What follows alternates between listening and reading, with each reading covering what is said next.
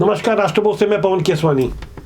छत्तीसगढ़ में विष्णुदेव साय सरकार ने जो बड़े निर्णय लिए वो निर्णय आने वाले समय में बेहद ऐतिहासिक सिद्ध हो सकते हैं। सुप्रीम कोर्ट के आदेश से 2621 बर्खास्त बीएड शिक्षकों की बहाली के अलावा नई नियुक्तियों को लेकर विष्णुदेव साय सरकार ने कुछ बड़े निर्णय लिए हैं। नक्सली उन्मूलन को लेकर उप मुख्यमंत्री और गृह मंत्री विजय शर्मा ने जो अपना स्टैंड साफ किया है उसे भी हमें गहराई से समझना होगा। साथ ही गहराई से इस बात को समझना होगा कि छत्तीसगढ़ की राजनीति में नई सरकार किस तरह से आगे बढ़ रही है और मौजूदा हालात में भारतीय जनता पार्टी जिसकी छत्तीसगढ़ में सरकार है, यहाँ संगठन को लेकर निगम मंडल आयोगों की नई नियुक्तियों को लेकर क्या कुछ चल रहा है और नए मंत्रिमंडल का गठन कब और कैसे होगा, इस बारे में हम आगे विश्लेषण में एक एक कर चर्चा करेंगे। पहले बात 2621 नई नियुक्तियों की। साय कैबिनेट ने ऐतिहासिक फैसला लेते हुए पिछले साल दिसंबर में बर्खास्त हुए 2621 बीएड धारी शिक्षकों की सेवा को फिर से बहाल कर दिया है। इन सभी बर्खास्त बीएड धारी शिक्षकों को सहायक शिक्षा विज्ञान प्रयोगशाला के पद पर समायोजित किया जाएगा। बकायदा इसके लिए अधिसूचना भी जारी कर दी गई है। गौर करने वाली बात है कि बीएड शिक्षकों ने चरणबद्ध तरीके से अपना आंदोलन चलाया था। हमने भी उनके आंदोलन का साथ दिया था और अपने विश्लेषण कार्यक्रम के दौरान मैंने खुद सहायक प्रयोगशाला शिक्षकों के रूप में बीएड बर्खास्त शिक्षकों की भर्ती किए जाने का फार्मूला प्रस्तुत किया था। आज का दिन बर्खास्त किए गए उन शिक्षकों के लिए खुशी का दिन है। गौर करने वाली बात यह है, सुप्रीम कोर्ट के आदेश पर उनकी बर्खास्तगी हुई थी, उनकी जगह डीएड शिक्षकों की भर्ती की गई थी। जिस तरह से सुप्रीम कोर्ट कार्यपालिका और विधायिका के कामों में भी खास रुचि लेकर इस तरह के निर्णय ले रहा है तो कहीं ना कहीं बड़ी विसंगतियां पैदा हो रही है। अपनी मेहनत और प्रतिभा से बीएड शिक्षकों ने अपनी भर्ती करवाई थी। नवा रायपुर के तूता धरना स्थल पर 126 दिनों तक बर्खास्त बीएड सहायक शिक्षकों का आंदोलन 18 अप्रैल को इसलिए समाप्त हुआ था क्योंकि सीएम विष्णुदेव साय ने उनके डेलीगेशन से मुलाकात कर यह नया फार्मूला प्रस्तुत किया था। हालांकि तब उसे सार्वजनिक नहीं किया गया था। आज की तारीख 30 अप्रैल उन बीएड सहायक शिक्षकों के लिए बेहद ऐतिहासिक होगी क्योंकि अब उनकी नई नियुक्ति होने जा रही है। पिछले साल 14 दिसंबर को अंबिकापुर से रायपुर पैदल चलकर आए ये बर्खास्त सहायक शिक्षक 19 दिसंबर से लगातार आंदोलन में थे, अपनी बातों को रख रहे थे। चरणबद्ध तरीके से अनेक अनूठे तरीके से अपने आंदोलन को इन्होंने प्रस्तुत किया। अब जब साय कैबिनेट ने एक बड़ा ऐतिहासिक फैसला लिया है तो बात शिक्षा से जुड़े कुछ और फैसलों पर भी की जाए। छत्तीसगढ़ में खासकर सरकारी स्कूलों में शिक्षा की बढ़ोतरी या उसमें आमूलचूल परिवर्तन के लिए कुछ और बड़े निर्णय लिए गए हैं। वो निर्णय है युक्ति युक्तकरण नियुक्तियां। 4000 स्कूलों के लिए ये नियुक्तियां होगी। आने वाली 7 मई से 15 मई तक शिक्षकों की जो युक्ति युक्तकरण नियुक्तियां होगी उससे खासकर रिमोट एरिया में ग्रामीण क्षेत्रों में जो टीचरों की कमी है वो दूर हो पाएगी। दरअसल शहरी क्षेत्रों में जरूरत से ज्यादा टीचरों की पोस्टिंग की गई है। हैरान करने वाली बात यह है कि छत्तीसगढ़ में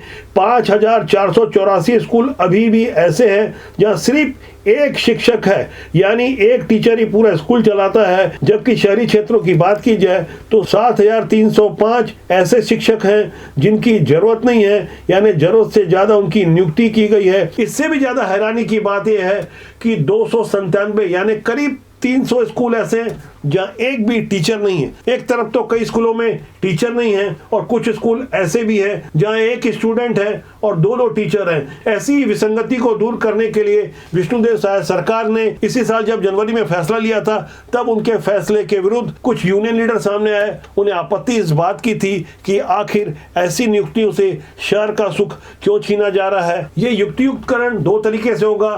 पहले स्कूलों का होगा, उसके बाद शिक्षकों का होगा। कितने स्कूल मर्ज किए जाएंगे और कितने शिक्षकों का समायोजन होगा, ये सारे बड़े फैसले आप अपनी स्क्रीन में देख सकते हैं।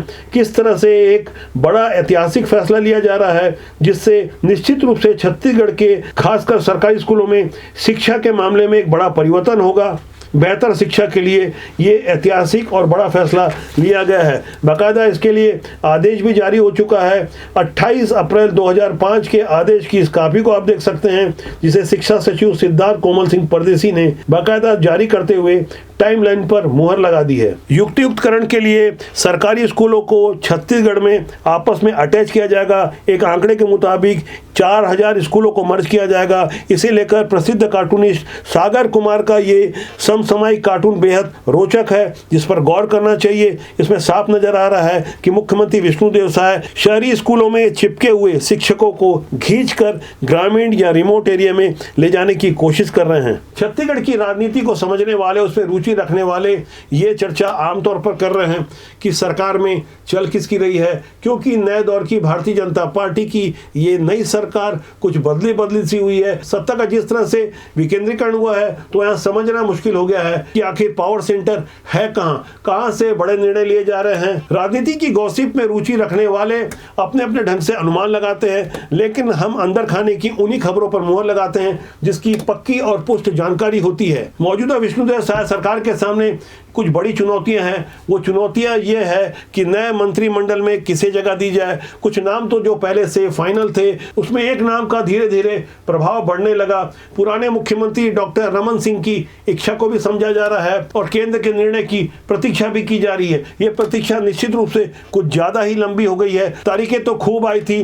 पिछली 10 अप्रैल को ये मान लिया गया था, शिव प्रकाश जो भारतीय जनता पार्टी के सह संगठन महामंत्री हैं, उनकी ओर से केंद्र के निर्णय को सुना दिया गया है, लेकिन वो सारी खबरें निर्मूल साबित हुई। दरअसल संगठन और भाजपा के रणनीतिकारों को एक बात ये समझ में आ गई है कि जो जमीनी कार्यकर्ता हैं, कहीं ना कहीं उनकी उपेक्षा हो रही है। हाल में ही जो निगम मंडल आयोगों की नियुक्तियां हुई है, कुछ नियुक्तियां तो बेहतर है, लेकिन कुछ नियुक्तियां ऐसी है जिन्हें कोई नहीं जानता, और कुछ बड़ी नियुक्तियां ऐसी है कि जो लोग कांग्रेस से आए थे उन्हें ज्यादा महत्व मिला। ऐसे में जमीनी कार्यकर्ता जो निष्ठ भाव से काम करता रहा, विचारधारा से जुड़ा रहा, बरसों बरस तक निस्वार्थ भाव होकर सिर्फ विचारधारा के लिए पार्टी का झंडा उठाता रहा, और पुरानी भूपेश बघेल सरकार के समय जब जब आंदोलन की जरूरत पड़ी तो वो खड़ा रहा। तो स्वाभाविक रूप से ऐसी जमीनी कार्यकर्ताओं की शिकायत भी वाजिब है। अब उनकी शिकायतों को भी सुना जा रहा है और समझने की कोशिश की जा रही है कि आगे चलकर कहीं ये असंतोष कोई बड़ा रूप न ले ले। फिलहाल भारतीय जनता पार्टी के पास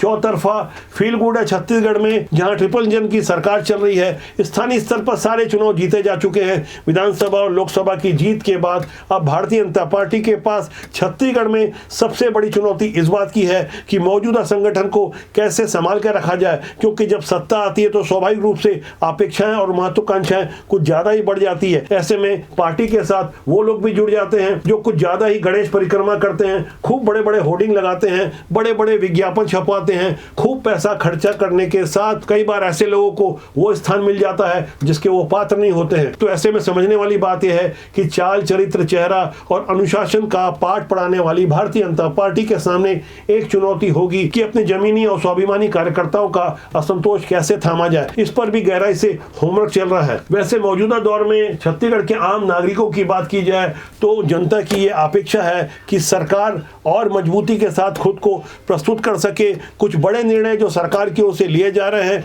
वो जब धरातल पर उतरेंगे तो अंतिम व्यक्ति तक उसका सीधा लाभ पहुंचना चाहिए। आने वाली 3 मई को एक और बड़ी योजना लॉन्च होने वाली है, जिससे स्वाभाविक रूप से आम जनता को बहुत फायदा पहुंचेगा। रिश्वतखोरी काफी हद तक बंद होगी। छत्तीसगढ़ के लोग जमीन जायदाद खरीदने के बाद तहसीलदार के चक्कर काटते थे, क्योंकि रजिस्ट्री तो हो जाती थी, लेकिन 14 दिन की मियाद के बावजूद तहसील ऑफिस में मोटा पैसा चलता था। ऐसी रिश्वतखोरी को बंद करने और कार्यों में सरलीकरण के लिए कुछ ऐसी बेहतर ऑनलाइन व्यवस्था की जा रही है कि रजिस्ट्री के साथ ही सीधे नामांतरण हो जाएगा। लेकिन ऐसी बड़ी योजना को धरातल में उतारने से पहले जमीनों का बटांकन जरूरी है।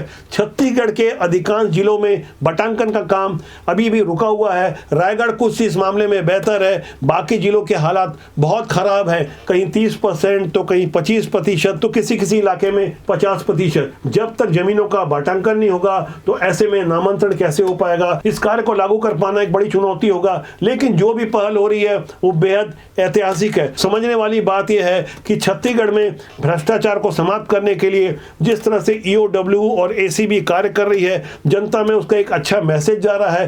ताबड़तोड़ ऐसी कार्रवाई हो रही है जिससे ये माना जा सकता है कि भ्रष्टाचारियों के दिल में दहशत कायम हो चुका है। भारतमाला परियोजना से लेकर CGMSE के जो घोटाले हुए हैं, बड़े बड़े अधिकारी, IPS अधिकारी, IAS अधिकारी, महादेव सट्टा से लेकर विभिन्न मामलों में जो जो संलिप्त रहे, उनकी धड़कनें बढ़ी हुई है, रातों की नींद उनकी खराब हो चुकी है। जिन ने भी छत्तीसगढ़ को लूटने का काम किया, भ्रष्टाचार किया, ऐसे बेईमान अधिकारियों की रातों की नींद हराम हो जाना एक अच्छी पहल माना जा सकता है। जब कुछ अच्छी पहल होती है तो वहां कुछ व्यवहारिक दिक्कतें भी होती है। समझने वाली बात है कि जिस भी दल की सरकार होती है तो वहां कुछ ऐसे लोग हावी हो जाते हैं जो कि अच्छा खासा राजनीतिक प्रभाव रखते हैं, और ऐसे ही कथित नेता टाइप के लोग सिस्टम को कहीं ना कहीं प्रभावित करते हैं, जिनका हम लगातार गहराई से अध्ययन कर रहे हैं। समझने वाली बात यह है कि कांकेर और डोंडी ब्लॉक के आसपास आयरन ओर की जो खदानें चल रही है, वहां कांग्रेस और भाजपा से जुड़े अनेक नेता टाइप के लोग अपनी गाड़ियां लगवाना चाहते हैं। आयरन ओर की इन पुरानी खदानों में पुराने मुख्यमंत्री भूपेश बघेल के दामाद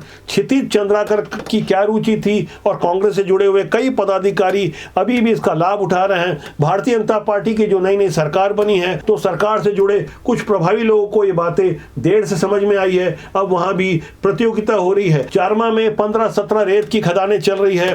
रेत की खदानों से जो अवैध उत्खनन हो रहा है, वहां कांग्रेस और भाजपा दोनों ही दल के लोग लगे हुए हैं। हर दिन मारपीट हो रही है, हर दिन अप्रिय स्थिति हो रही है। ऐसे में सिस्टम में बैठे हुए लोगों को यहाँ गहराई से समझना होगा कि ऐसी स्थिति को नियंत्रण में तभी लाया जा सकता है जब ऊपर से फ्री हैंड दिया जाए और बेईमानों की पहचान की जाए। जिन्हें ओबलाइज करना है उन्हें सिस्टम बता देता है, और जो लोग अवसर के दोस्त हैं उन्हें भी पहचानना होगा। बदले हुए दौर में छत्तीसगढ़ जिस तरह से करवट ले रहा है, वह नक्सली समस्या एक बड़ी समस्या रही, लेकिन अब धीरे धीरे ही सही जिस तरह से एक मजबूत इच्छा शक्ति के साथ नक्सलियों का सफाया हो रहा है। छत्तीसगढ़, तेलंगाना और महाराष्ट्र के बॉर्डर में पहाड़ियों के ऊपर जिस तरह से नक्सलियों को घेरा गया, और जिस तरह से तेलंगाना की सरकार ने दुर्दांत नक्सली हिडमा और उसके साथियों को कहीं ना कहीं परोक्ष समर्थन दिया। वहां कोई एक शांति दल बनाया गया है जो कि तेलंगाना के मुख्यमंत्री से तो बात कर रहा है, लेकिन छत्तीसगढ़ की ओर से अपना स्टैंड साफ कर दिया गया है। छत्तीसगढ़ के उप मुख्यमंत्री और गृह मंत्री विजय शर्मा ने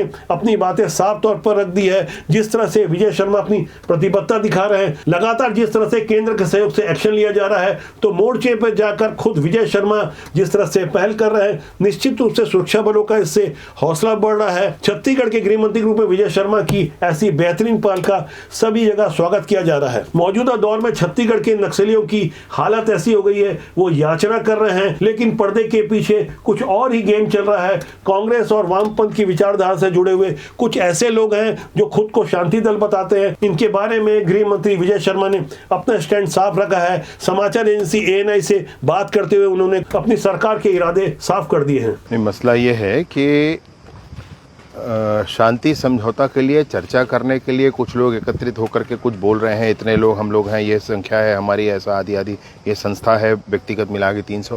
भाई ये हैं कौन लोग भाई? और मैं ये पूछना चाहता हूँ, ये लोग तब कहाँ थे जब दरभागुड़ा में नागरिकों की हत्या की गई थी? इन नागरिकों की संख्या थी उस समय 27। चिंगावरम में नागरिकों की हत्या की गई थी, बस ब्लास्ट करके उड़ा दिया गया था, तब ये लोग कहाँ पर थे? जब समय मणिकोंटा में नागरिकों की हत्या की गई थी, तब ये लोग कहाँ थे? नागरिक मतलब बस्तर के आदिवासियों की हत्या भाई जी। जब एर्राबोर में बस्तर के आदिवासियों की हत्या की गई थी, तब ये लोग कहाँ थे? अभी कैसे उभर कर आ रहे हैं? जब ताड़मेटला में 76 जवानों को मार दिया गया, तब ये लोग कहाँ थे? तब नहीं बोलते हैं। आईडी ब्लास्ट से लोगों के जाने जा रही हैं, लोग जीवन भर के लिए अपाहिज हो जा रहे हैं, जानवर मर रहे हैं, हमारे जवान शहीद हो रहे हैं, तब ये लोग नहीं बोलते हैं। अभी ये क्यों बोल रहे हैं? और ये कौन है? इनसे कैसे बात की जाए? इनसे क्यों बात की जाए? ये होते कौन है भाई? मसला ये है कि ये जो लोग उभर कर आ रहे हैं, ये पूर्व मुख्यमंत्री के पास जा रहे हैं, उसके ये लोग कौन है भाई? हमने तो बहुत अच्छी योजना बना कर रखी है मुख्यधारा में आने के लिए। माननीय अमित शाह जी ने बिल्कुल घोषणा कर रखी है, उन्होंने प्रार्थना की है माननीय अमित शाह जी ने कि आप मुख्यधारा में आए। माननीय विष्णुदेव साय जी ने प्रार्थना की है मुख्यधारा में आए। तो सबका बड़ा स्पष्ट मत है इस विषय पर। बुलंद हौसले और ईमानदारी के साथ बड़ी से बड़ी चुनौतियों का सामना किया जा सकता है, चाहे वो राजनीति का क्षेत्र हो या कोई और। हमारा मानना है राजनीति बुरी नहीं होती, उसमें काम करने वाले लोग अच्छे या बुरे होते हैं। जब मजबूत इच्छा शक्ति के साथ ईमानदारी से राजनीति में अच्छे लोग आएंगे, तभी बुरे लोगों का सफाया होगा, तभी देश और समाज का कुछ और ज़्यादा बेहतर हो पाएगा। इसलिए अच्छे लोगों को राजनीति में आना चाहिए। आज के लिए इतना। मेरा आपसे आग्रह, चैनल को देखें, लाइक करें, शेयर करें, सब्सक्राइब करें, जिससे आपको और हमारा साथ ज़्यादा मजबूती से लंबे समय तक बना रहे। नमस्कार।